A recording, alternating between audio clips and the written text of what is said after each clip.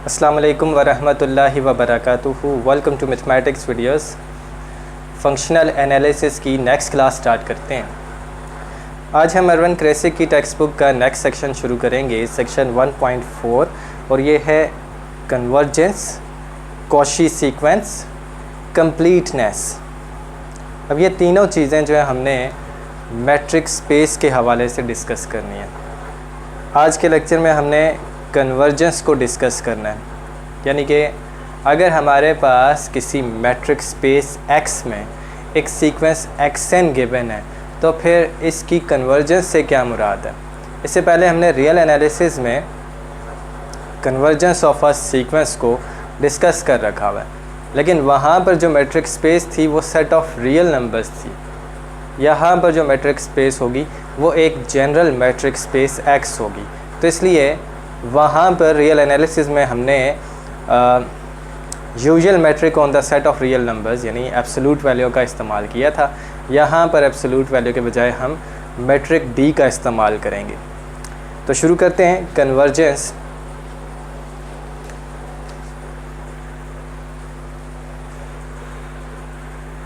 Late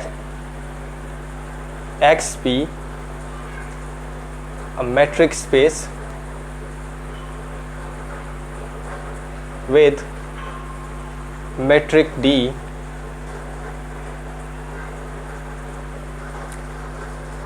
ठीक हो गया। We say that xn converges to X in X। ये सीक्वेंस xn जो कि X में लाई कर रहा है, यानी कि इसकी तमाम तर टर्म्स सेट X में मौजूद है, और ये जिस पॉइंट को कन्वर्ज करना चाह रहा है पॉइंट X, ये भी इसी मैट्रिक स्पेस X में या सेट X में मौजूद है।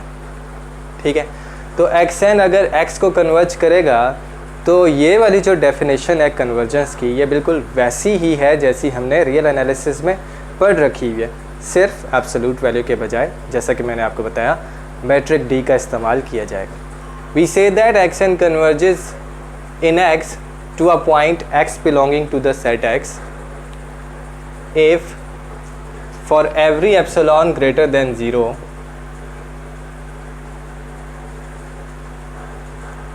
for every epsilon greater than 0 there is या there exists an integer, positive integer भी लिख सकते हैं या सेट अ नेचुरल नंबर भी लिख सकते हैं, N integer capital N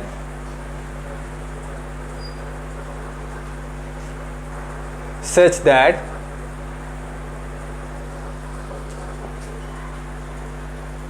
B of xn x is less than epsilon for all n greater than or equal to the natural number या पॉजिटिव इंटीजर n। ठीक है, रियल एनालिसिस में हमने यहाँ पर इस जगह पर xn minus x less than epsilon ये लिखा था। ठीक है, for all n greater than और इक्वल टू कैपिटल K था, यहाँ पर कैपिटल N है। इसका ये मतलब है कि सीक्वेंस की nth term, capital nth term, और उससे आगे वाली तमाम तर टर्म्स पॉइंट X के एप्सिलॉन नेबरहुड में लाई करती हैं। ठीक हो गया। इस सूरत में हम कहेंगे कि हमारा ये सीक्वेंस जो है ये क्या है, कन्वर्जेंट है। तो इसको मज़ीद एक्सप्लेन करने की ज़रूरत नहीं है। ठीक हो गया। अच्छा जी, यानी कि आप क्या कर सकते हैं कि पॉइंट X के अबाउट किसी भी साइज़ का नेबरहुड ड्रॉ करेंगे तो फिर आपके पास एक नेचुरल नंबर n ऐसा आएगा कि जिससे आगे वाली आपके सीक्वेंस की तमाम तर टर्म्स जो हैं वो उस नेबरहुड में लाई करेंगी। ठीक है, ये जस्ट इस डेफिनेशन का मीनिंग। होपफुली आपको इसकी सही समझ आई है। अब इस सूरत में हम इसको यूँ भी लिख सकते हैं कि limit n approaches infinity xn is equal to x, और अगर मैट्रिक का इस्तेमाल करते हैं तो हम इसको यूँ लिखेंगे कि limit n approaches to infinity d of xn and x is equal to 0। ठीक हो गया। अच्छा जी, तो ये थी डेफिनेशन किसकी, कन्वर्जेंस की। अब हम आगे चलेंगे, पेज नंबर 25 की डिस्कशन हमने कर लिया है। अब हम इस बुक का पेज नंबर 26 जो है उसको डिस्कस करेंगे। यहाँ पर आपको बाउंडेड सीक्वेंस की डेफिनेशन गिवन है, लेकिन उससे पहले किसी मैट्रिक्स स्पेस में अगर हम कोई सबसेट लेते हैं तो उसके बाउंडेड होने से क्या मुराद है उसके बारे में बताया गया। अच्छा जी, bounded set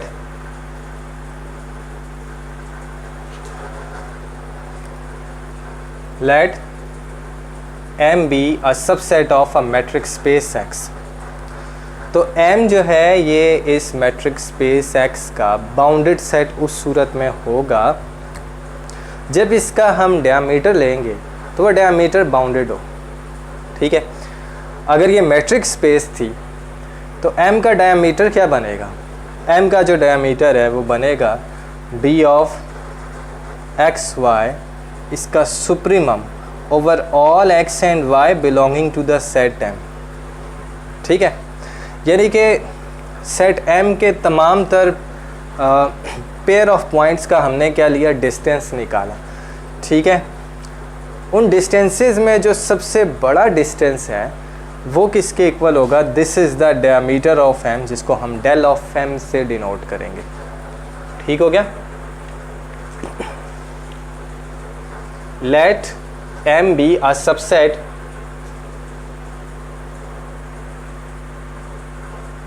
of a metric space X with metric D।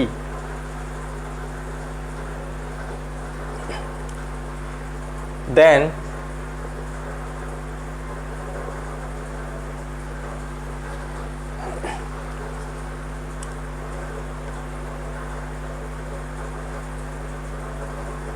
the diameter of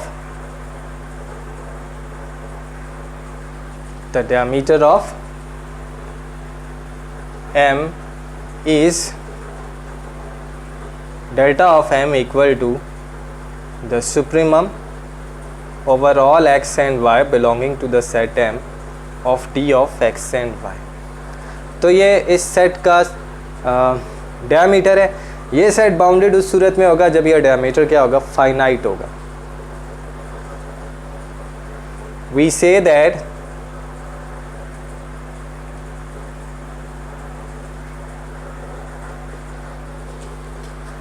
M is bounded if delta of M is less than infinity या this is finite। तो ये इसकी डेफिनेशन है, इसको आप लिख लीजिएगा। बाउंडेड सीक्वेंस क्या होता है, किसी मैट्रिक्स स्पेस X में अगर हम एक सीक्वेंस लेते हैं, सीक्वेंस xn, तो वो बाउंडेड उस सूरत में होगा जब आप उसका पॉइंट सेट निकालेंगे, यानी कि उसकी रेंज, उसकी तमाम तर टर्म्स का सेट, यानी कि वो जो सेट होगा वो क्या हो, बाउंडेड हो। ठीक हो गया। A sequence xn in a metric space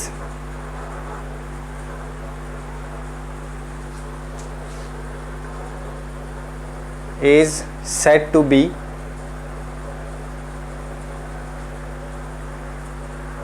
bounded if its range is bounded।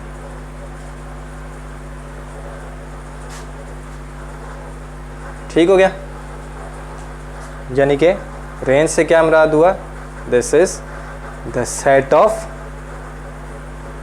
Points of the sequence xn। अच्छा जी, तो ये चीज़ें आप नोट कर लें, लिख लें इनको। आगे एक लेम्मा आ गया है, boundedness. And limit lemma 1.4-2 page number 26। यहाँ तक आप लोगों ने लिख लिया होगा।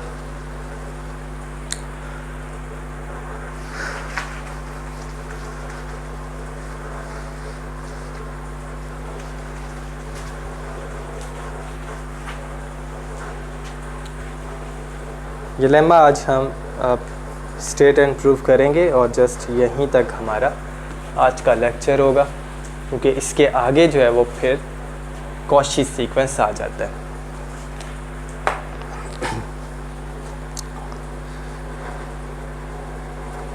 इसके दो पार्ट्स हैं, लेमा 1.4-2, लेमा 1.4-2। इसको आप थ्योरम भी कह सकते हैं। ठीक हो गया। बस फ़र्क ये होता है कि थ्योरम की जो स्टेटमेंट होती है वो लेमा के मुकाबले में ज़्यादा इम्पोर्टेंट होती है। ठीक हो गया। अच्छा जी, इन दोनों में क्या किया जाता है, स्टेटमेंट्स ही को प्रूव किया जाता है। ठीक है। लेकिन लेमा एक ऐसी ट्रू स्टेटमेंट है जिसको हमने प्रूव किया हुआ है कि ये ट्रू है, और इसको जो है बाकी जगहों पर बाकी थ्योरम्स के प्रूफ, इंपॉर्टेंट थ्योरम्स के प्रूफ में इस्तेमाल किया जाता है। तो ये डिफरेंस होता है लेमा और थ्योरम में। तो इसमें आपसे कहा जाता है कि let x equal to x d, यानी कि x एक मैट्रिक स्पेस है with metric d, let this be a metric space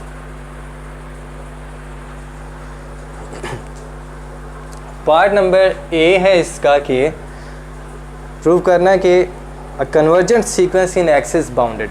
हमने रियल एनालिसिस में भी पढ़ा हुआ है कि रियल नंबर्स का एक सीक्वेंस जो कि कन्वर्जेंट है वो बाउंडेड होगा, लेकिन इस चीज़ का कन्वर्स जो वो ट्रू नहीं होता। ठीक है। जैसे कि -1 raise to the power n, where n is a natural number. आप लोग जानते हैं कि ये एक बाउंडेड सीक्वेंस है, लेकिन ये कन्वर्जेंट नहीं है in the set of real numbers. ठीक हो गया। तो कन्वर्जेंट सीक्वेंस बाउंडेड होता है, लेकिन हर बाउंडेड सीक्वेंस ये लाजमी नहीं है कि कन्वर्जेंट हो। अच्छा, तो पार्ट नंबर ए है इसका, अ कन्वर्जेंट सीक्वेंस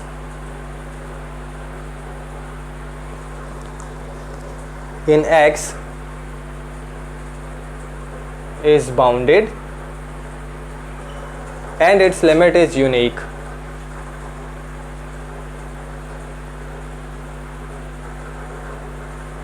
पहले हम इसको प्रूव कर लेते हैं।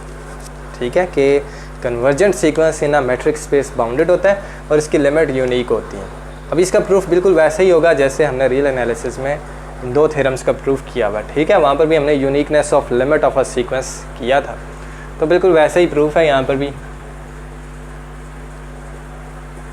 अच्छा, अरविंद क्रेसिग की बुक में जो ये प्रूफ लिखा ना पार्ट ए का, इसमें थोड़ी सी गड़बड़ है, तो इसलिए मैं इसका जो प्रूफ है ना वो वॉल्टर रूदिन की टेक्स्ट बुक से लूँगा। ठीक है, वॉल्टर रूदिन के चैप्टर 2 में कन्वर्जेंट सीक्वेंस की जहाँ डेफिनेशन दी है उसी से एक दो थ्योरम आगे आप क्रॉस करें तो आपके पास ये एक थ्योरम आ जाएगा। उसमें काफ़ी सारे पार्ट्स हैं, उनमें से एक पार्ट ये, तो वैसा मैं प्रूफ जो है वो आपको करवाऊँगा। अच्छा जी, तो आप एक मैट्रिक स्पेस एक्स में कन्वर्जेंट सीक्वेंस लें कोई सा भी, let x n be a convergent sequence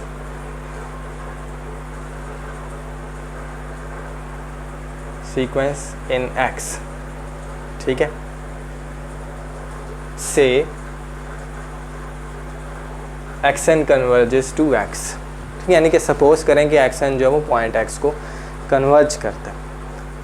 अब यहाँ पर आप डेफिनेशन यूज़ करें, देन फॉर एप्सिलॉन को मैं यहाँ पर फिक्स कर दूंगा 1। ठीक है, रियल एनालिसिस में भी मैंने ऐसे ही किया था, तो बाटल की बुक में ऐसे किया गया था, तो यहाँ पर भी हम इसी तरह से करेंगे। For epsilon equal to 1 there is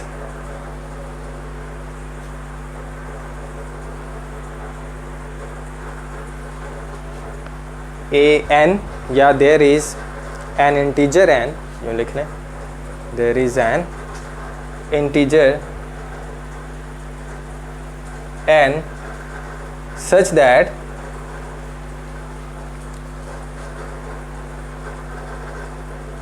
if n is greater than capital N, greater than के साथ आप इक्वल भी लिख सकते हैं। कुछ ऑथर्स खाली ग्रेटर लिख देते हैं, कुछ ग्रेटर के साथ इक्वल डाल देते हैं। बाटल ने जो है वो इक्वल डाला, बाकी ऑथर्स इक्वल नहीं डालते। तो आपकी मर्ज़ी है, डेफिनेशन के अंदर इक्वल यूज़ करें ना करें कोई फ़र्क नहीं पड़ता। Then d of x and x is less than 1। ठीक है, अगर ये इफ़ आप यहाँ नहीं लिखते तो यहाँ पर आप यूनिवर्सल क्वांटाइजेशन लगाएंगे for all n greater than और इक्वल टू कैपिटल N। सही हो गया। अच्छा जी, तो इसका क्या मतलब है कि सीक्वेंस की nth term, capital nth term, और उससे आगे वाली तमाम टर्म्स का जब हम डिफरेंस लेते हैं पॉइंट x से, तो ये डिफरेंस जो है वो 1 से छोटा आता है। ठीक है, अगर हम किसी तरह से एक नंबर लेकर आ जाएं, ऐसा नंबर r, और वो ऐसा नंबर हो कि जब आप सीक्वेंस की तमाम तर टर्म्स का डिफरेंस लेंगे पॉइंट x से, तो ये जो डिफरेंस है लेस देन r आ जाए, यानी कि यहाँ पर ये डिस्टेंस, ये जो डिफरेंस है ना, ये लेस देन 1 है, लेकिन इन टर्म्स के लिए जो कैपिटल nth टर्म है और nth टर्म से आगे वाली तमाम टर्म्स, उनके लिए ये जो डिफरेंस है वो लेस देन 1 है। लेकिन अगर हमारे पास सीक्वेंस की तमाम तर टर्म्स के लिए ये चीज़ आ जाए कि तमाम तर टर्म्स का जब हमने डिस्टेंस निकाला है फ्रॉम द पॉइंट x, तो ये डिस्टेंस जो है इस नंबर r से छोटा आ गया, तो इसका ये मतलब हो जाएगा कि हमारा जो सीक्वेंस है वो क्या है, बाउंडेड। क्योंकि अगर आप इन डिफरेंसेस का सेट बनाते हैं, ठीक हो गया, और फिर उसका आप ले लेते हैं सुप्रीमम, तो वो सुप्रीमम जो है वो इससे लेस देन होगा, ठीक है, r से, क्योंकि r जो है वो उस सेट ऑफ डिफरेंसेस का क्या है, एक अपर बाउंड है। और ये चीज़ क्या है, ये आपकी डायमीटर होगी। डायमीटर किसका हो जाएगा, diameter of the range of the sequence. ठीक है, diameter of the range of sequence, उसको आप रेंज जो है सीक्वेंस की, उसको आप m कह दें, तो वो क्या होगी, एक फाइनाइट नंबर r, बल्कि उससे भी छोटा हो गया। तो उसका क्या मतलब हुआ, रेंज बाउंडेड है, तो हमारा सीक्वेंस बाउंडेड हो गया। ठीक हो गया। तो इसके लिए हमें क्या करना पड़ेगा, जैसे हमने रियल एनालिसिस में किया था, चूज़ कैपिटल M या R, small r, equal to the maximum of d of x1x, d of x2x and up to so on to, अब फर्स्ट टर्म का x से डिस्टेंस, सेकंड टर्म का x से distance, up to so on to आखिरी term जो कि इस range में नहीं है, यानी कि nth टर्म से आगे वाली, वो कौन सी बनेगी, nth टर्म से पीछे वाली, सॉरी, xn-1, ये बन गई। अगर आप यहाँ पर ये लगा लेते हैं, इक्वल लगाते हैं, इक्वल नहीं लगाते हैं, तो फिर यहाँ पर xn आ जाएगा। लेकिन आपने अगर यहाँ पर इक्वल लगा दिया तो आपको यहाँ xn-1 लिखना होगा। ठीक है, अब रुदे ने जो है यहाँ पर इक्वल नहीं लगाया हुआ, और यहाँ पर उसने कहाँ पर आकर ख़त्म कर दिया, xn-1। ठीक है, अब इससे आगे क्या आता था, इससे आगे dx xn और फिर dx xn+1, और ये सिलसिला इस तरह से आगे चलता जाना था। ठीक हो गया। लेकिन हमें ये पता है कि nth टर्म और उससे आगे वाली टर्म्स का जब आप डिस्टेंस निकालते हैं पॉइंट x से, तो वो लेस देन 1 आता है। तो इन सब के बजाय हम क्या लगा सकते हैं, इन सब के बजाय जस्ट 1 लगा सकते हैं, क्योंकि ये सारी टर्म्स जो हैं वो 1 से छोटी हैं। ठीक हो गया। तो हम क्या चूज़ करें, इन टर्म्स में सबसे बड़ी टर्म, तो वो जो सबसे बड़ी टर्म है वो इस रेंज में हो सकती है। अगर इस रेंज में नहीं है तो इससे पीछे वाली रेंज जो कि ये है, इसमें हो सकती है। तो इसलिए हमने क्या किया, r को इस तरह से चूज़ कर दिया। अब इस केस में हमारे पास क्या आ जाएगा, देन हमारे पास ये जो d of xn and x है, अब ये लेस देन r आ जाएगा। ठीक है, और अब ये रेंज क्या बनेगी, for all n belonging to the set of natural numbers, या for all n equal to 1 2 3 and up to so on. ये चीज़ अब हमारे पास आ गई। तो इससे क्या प्रूव होता है कि आपका जो सीक्वेंस है वो बाउंडेड है, ठीक है, क्योंकि यहाँ पर जब आप सुप्रीमम लेंगे तो ये सुप्रीमम भी लेस दैन और इक्वल टू आर आएगा। इसका मतलब हुआ कि वो सुप्रीमम यानी diameter of the range of the sequence bounded है, hence the sequence is bounded, hence the sequence is bounded, sequence xn is bounded. Hopefully आपको इस सिंपल से डिटेल्ड प्रूफ की अच्छी समझ आई है। जल्दी से इसको आप लोग लिख लें। अब मैं आपको इसका दूसरा पार्ट यानी इसका नेक्स्ट वाला पार्ट जो है कि लिमिट इज़ यूनिक ये करवाता हूँ। लिख लिया होगा आप लोगों ने। ये वाला पार्ट तो बिल्कुल ही इजी है, बिल्कुल छोटे बच्चों वाला है।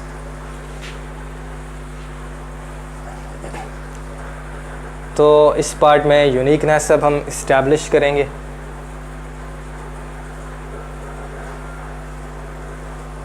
ऐसे ही हम अपनी तरफ से कॉन्ट्रेरियली सपोज करेंगे कि ये सीक्वेंस दो लिमिट्स को कन्वर्ज करता है, जैसे हमने रियल एनालिसिस में यूनिकनेस के केस में किया था, और प्रूव करेंगे कि ये दोनों लिमिट्स इक्वल हैं। इससे ये प्रूव हो जाएगा कि सीक्वेंस की लिमिट जो है वो एक ही है यानी यूनिक है। ठीक हो गया। Suppose xn converges to x1 and xn converges to x2, ठीक है। Then for a given epsilon greater than 0 there exists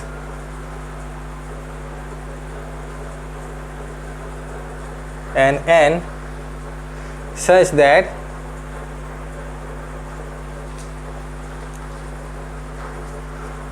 there is, पहले n1 लगा लें, there is n1 and n2 such that, पहले हम क्या कह रहे हैं xn converges to x1 के लिए डेफिनेशन यूज़ कर रहे हैं, ठीक है। तो एप्सिलॉन ग्रेटर देन 0 के लिए इस कन्वर्जेंस के केस में एक नेचुरल नंबर या पॉजिटिव इंटीजर n1 एग्जिस्ट करेगा such that the criterion in the definition of convergent sequence satisfies, ठीक है, such that यानी कि d of xn x1 is less than epsilon, epsilon की बजाय आप इसका कोई कांस्टेंट मल्टीपल भी लगा सकते हैं, जैसे कि epsilon by 2 for all n greater than और इक्वल टू n1, ठीक है। और दूसरा d of xn x2 is less than epsilon by 2। अब यही डेफिनेशन हम इस कन्वर्जेंस के लिए यूज़ करें, और इस कन्वर्जेंस के लिए जो हमारे पास गिवन एप्सिलॉन के लिए नेचुरल नंबर या इंटीजर है वो हमने n2 लिया हुआ है for all n greater than और इक्वल टू n2। अब ये चीज़ें आप लोगों ने अच्छी तरह से रियल एनालिसिस में सीख रखी हैं, इसलिए इनको एक्सप्लेन करने की ज़रूरत भी नहीं है। मैंने आपको कहा था कि ये जो कोर्स आपको उसी सूरत में अच्छी तरह से आएगा जब आपको लीनियर अलजेब्रा और रियल एनालिसिस और कैलकुलस ये अच्छी तरह से आते हों। अच्छा जी, तो अब आपको ये भी पता है कि अगर आप क्या चीज़ चूज़ करें,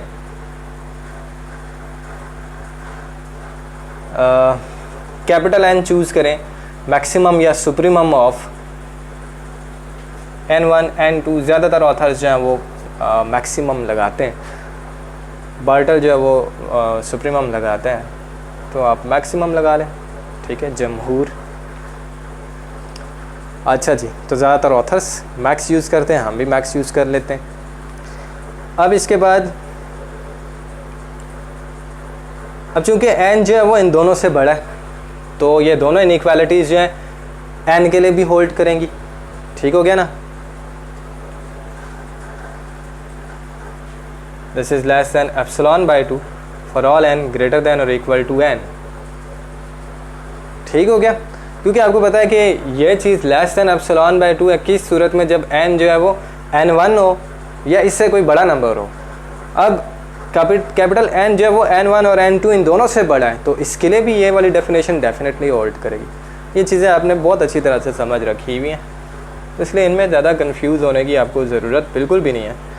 for all n greater than और इक्वल टू n, ठीक है जी। ये x1 था और ये x2। अब आप क्या करें, आप x1 और x2 के दरमियान डिफरेंस लें, ठीक है, यानी कि d अप्लाई करें x1 और x2 के ऊपर।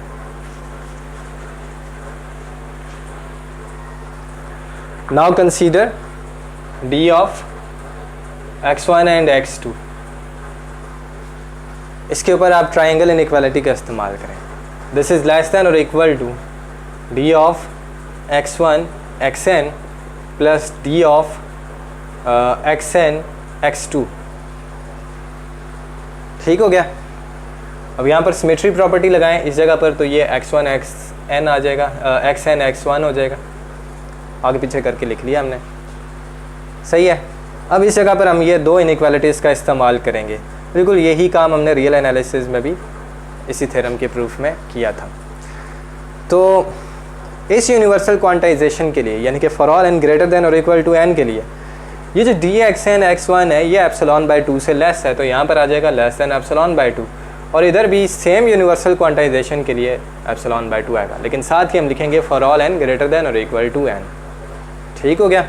और ये सारा किसके इक्वल है? एप्सिलॉन के equal, epsilon by 2 plus epsilon by 2 equal to 1।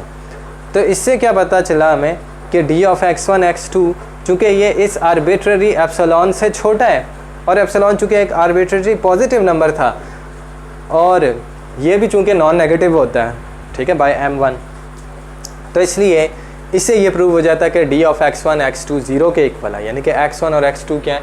Equal हैं। ठीक है, नहीं समझ आ रही इस बात की? देखें हमने क्या प्रूव किया, D of x1 x2 is less then epsilon for all n greater than और इक्वल टू n। ठीक है, और आपको ये भी पता है कि ये ग्रेटर दैन और इक्वल टू 0 होता है। तो a अगर ग्रेटर दैन और इक्वल टू 0 है but less than any positive number हो, तो फिर इसका मतलब हुआ कि a जो है वो 0 होगा। ठीक है, रियल एनालिसिस के शुरू के लेक्चर्स में ये चीज़ हम पढ़ चुके हैं। तो इसका क्या मतलब हुआ, d of x1 x2 equal to 0। क्यों? Because epsilon greater than 0 was arbitrary.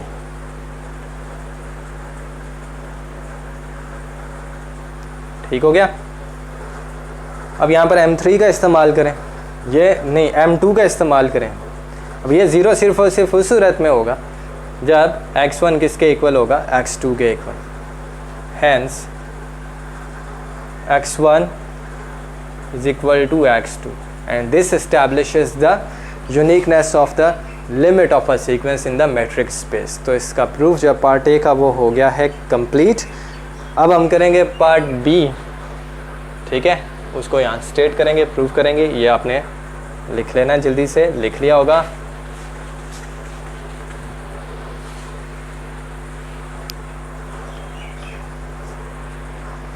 Part number B, इसके अंदर आपसे कहा जाता है if xn converges to x, yn converges to y, then dxn yn converges to d of x y। बिल्कुल simple सा इसका प्रूफ है।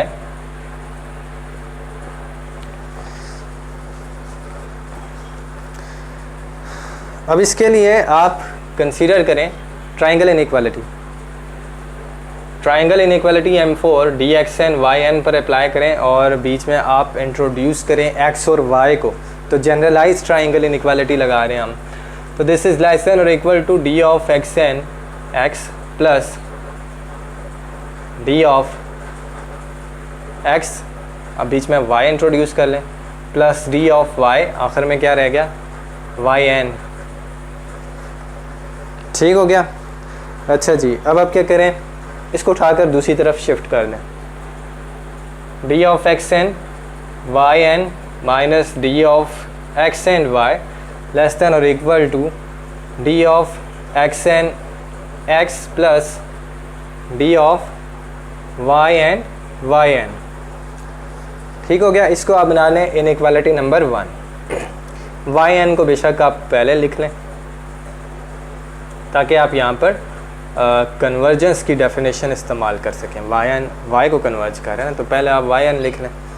अच्छा जी, अब इससे आगे जो मेरा प्रूफ है ना वो बुक से थोड़ा सा डिफरेंट है। उसमें इसने कहा हुआ है कि इसी तरह की है कि इनइक्वालिटी हमारे पास आएगी by interchanging x n and x as well as y n and y, यानी वाई एन एंड वाई को आप इंटरचेंज कर दें, एक्स एन और एक्स को इंटरचेंज कर दें, तो ऐसी आपके पास एक इनइक्वालिटी आएगी। तो उसके बजाय आप वो पूरी इनइक्वालिटी जो है वो ड्राइव करें, ठीक है, जैसे आपने इसको बनाया था, 2 ही स्टेप्स लगने। तो now consider d of x and y. अब d of x and y के ऊपर आप जनरलाइज ट्राइंगल लगाएं, ट्राइंगल इनइक्वालिटी, और क्या चीज़ आप इंट्रोड्यूस करें, एक्स एन और वाई एन। तो ये डी ऑफ एक्स एन बीच में इंट्रोड्यूस कर दिया, प्लस डी एक्स एन, अब इस जगह वाई एन इंट्रोड्यूस कर दें, प्लस डी वाई एन, क्या रह गया आखिर में वाई। अब ये चीज़ें तो मैं नहीं समझा सकता ना, ये तो अब आप लोगों को फिंगर टिप्स पे होनी चाहिए। अब क्या करें, यहाँ से इसको उठाएं, उधर लेकर जाएं, तो d of x y minus d of x n y n is less than और इक्वल टू, पीछे यहाँ पर क्या रह गया, d of x y n plus d of y n y, नहीं, d of x x n, d of x x n है, पहले आप एक्स एन लिख लें और बाद में आप एक्स लिख लें, रीज़न आपको मालूम है। अच्छा जी, अब आप क्या करें, इन दोनों में से माइनस को कॉमन करके दूसरी तरफ शिफ्ट कर दें। माइनस कॉमन करते हैं तो d of x n y n ये पहले आ जाएगा, डी ऑफ एक्स वाई बाद में आएगा। दूसरी तरफ शिफ्ट किया तो साइन जो है वो रिवर्स हो जाएगा, minus d of greater than less than और इक्वल का साइन था, ये अब ग्रेटर देन और इक्वल हो गया माइनस शिफ्ट करने से, plus d of y n y. इसको आप रिफ्लेक्ट करके लिखें तो आप लिखेंगे minus d of x n x plus d of y n y is less than और equal to this thing, d of x n y n minus d of x n y. इसको बना लें आप inequality number 2। अब इन दोनों को combine किया जा सकता है, ठीक है जी। तो यहाँ पर हमारे पास क्या आ गया, d of x n y n minus d of x y less than this, और यहाँ पर यही चीज़ जो इसकी लेफ्ट हैंड साइड पर लिखी हुई है, यहाँ पर ये राइट हैंड साइड पर लिखी है, and this is greater than और इक्वल टू दिस। तो यहीं पर आपके पास आ जाएगा दिस इज़, जब कंबाइन करेंगे तो दिस इज़ ग्रेटर देन और equal to minus of d of x n y n plus, बल्कि minus d of x and y, नहीं सॉरी, ये है d of x n and x, d of y n and y, d of y n and y. अब यहाँ पर और यहाँ पर जो एक्सट्रीम वाली साइड हैं, कोने वाली, दोनों सेम है, बस फ़र्क ये है कि यहाँ पर पॉजिटिव वाली है और यहाँ पर नेगेटिव वाली है। तो यहाँ पर आप वो सिंपल सी इनइक्वालिटी इस्तेमाल करेंगे जो आपने बेसिक कैलकुलस में पढ़ रखी हुई है, ठीक हो गया, एब्सोल्यूट वैल्यू फंक्शन की डेफिनेशन में। तो वो इस्तेमाल करें। आपको पता है कि mod of x less than और इक्वल टू ए है, तो इसका मतलब ये हो जाएगा कि minus a is less than और equal to x is less than और इक्वल टू ए, ठीक हो गया। इसका इस्तेमाल आप यहाँ पर कर लें। तो ये इस्तेमाल करें यहाँ पर, तो आपके पास एब्सोल्यूट वैल्यू ऑफ सेंटर वाली चीज़ d of x n y n minus d of x y, ये लेस देन और इक्वल आ जाएगी किसकी, एक्सट्रीम वाली side, d of x n x plus d of y n y, ठीक हो गया। अब ये किधर को कन्वर्ज करता है, ज़ीरो को, ठीक है। एक्स एन किधर को कन्वर्ज करता है, एक्स को कन्वर्ज कर रहा है ना, तो इसका क्या मतलब है, ये जो चीज़ है ये किधर, इसका आंसर क्या आएगा, ज़ीरो आएगा, ठीक है, जब इसके ऊपर आप लिमिट लेते हैं, यानी कि ये ज़ीरो को कन्वर्ज करेगा, और ये भी किधर को कन्वर्ज करेगा, ज़ीरो को। तो आप क्या करें, ये चूँकि ग्रेटर देन और इक्वल टू 0 भी है, absolute value function non negative होता है। अब यहाँ पर दोनों तरफ लिमिट ले लें, 0 लेस देन और equal to limit n approaches to infinity absolute value d of x n y n minus d of x and y is less than और इक्वल टू, ये कितना हो गया, इसके ऊपर लिमिट लगेगी 0 हो गया क्योंकि एक्स एन एक्स को कन्वर्ज करता है, और ये भी 0 हो गया, यानी कि जस्ट 0 आ गया आपके पास इस साइड पर। और आपको ये पता है कि एब्सोल्यूट वैल्यू फंक्शन और लिमिट को इंटरचेंज कर सकते हैं। बहुत दफ़ा ये चीज़ मैं समझा चुका हूँ, रियल एनालिसिस में प्रूव भी कर चुके हैं आप, ठीक है ना। आपको ये पता है कि अगर एक्स एन एक्स को कन्वर्ज करता है तो absolute value of x n किधर को कन्वर्ज करेगा, एब्सोल्यूट वैल्यू ऑफ एक्स को कन्वर्ज करेगा, ठीक हो गया। अब इसको अगर आप लिमिट की फॉर्म में लिखें तो क्या लिखेंगे आप इसको, limit n approaches to infinity absolute value x n is equal to absolute value of x, ठीक है। ये एब्सोल्यूट वैल्यू ऑफ एक्स है। अब एक्स एन एक्स को कन्वर्ज करें, इसको लिमिट की फॉर्म में लिखें, limit n approaches to infinity x n is equal to x. तो इस एक्स जो है आप ये लिमिट लिख सकते हैं, तो एब्सोल्यूट वैल्यू के अंदर आपके पास लिमिट आ जाएगी, limit n approaches to infinity x n. तो यहाँ पर क्या हो रहा है, ये इक्वेशन आपको क्या बता रही है, आप इस लिमिट को एब्सोल्यूट वैल्यू के अंदर लेकर जा सकते हैं, तो ले जाएं यहाँ पर भी। और एक और चीज़ नोट करें कि ये नॉन नेगेटिव नंबर है जो कि 0 से छोटा या 0 के बराबर है, तो उसका क्या मतलब हो, ये 0 के बराबर हो गया, यानी कि आपके पास क्या आ गया, लिमिट, और लिमिट को अंदर भी ले जाएं, limit n approaches to infinity of d x n y n minus d of x n y absolute value equal to 0। अब किसी नंबर की एब्सोल्यूट वैल्यू सिर्फ और सिर्फ उस सूरत में 0 होती है जब वो नंबर खुद 0 हो। अब इसका क्या मतलब हुआ, ये क्या, ये चूँकि सीक्वेंस है, ठीक है, डिफरेंसेस का, और ये नंबर है, ठीक है, तो इसका क्या मतलब हुआ, ये इक्वेशन हमें कहती है कि ये वाला जो सीक्वेंस है वो इधर को कन्वर्ज करता है, that is d of x n y n converges to d of x n y, ठीक है जी। यही चीज़ आपने इस्टेब्लिश करनी थी, प्रूव करनी थी। होपफुली आपको इसकी बहुत अच्छी समझ आई है। थैंक्स फॉर वॉचिंग, अल्लाह हाफिज़।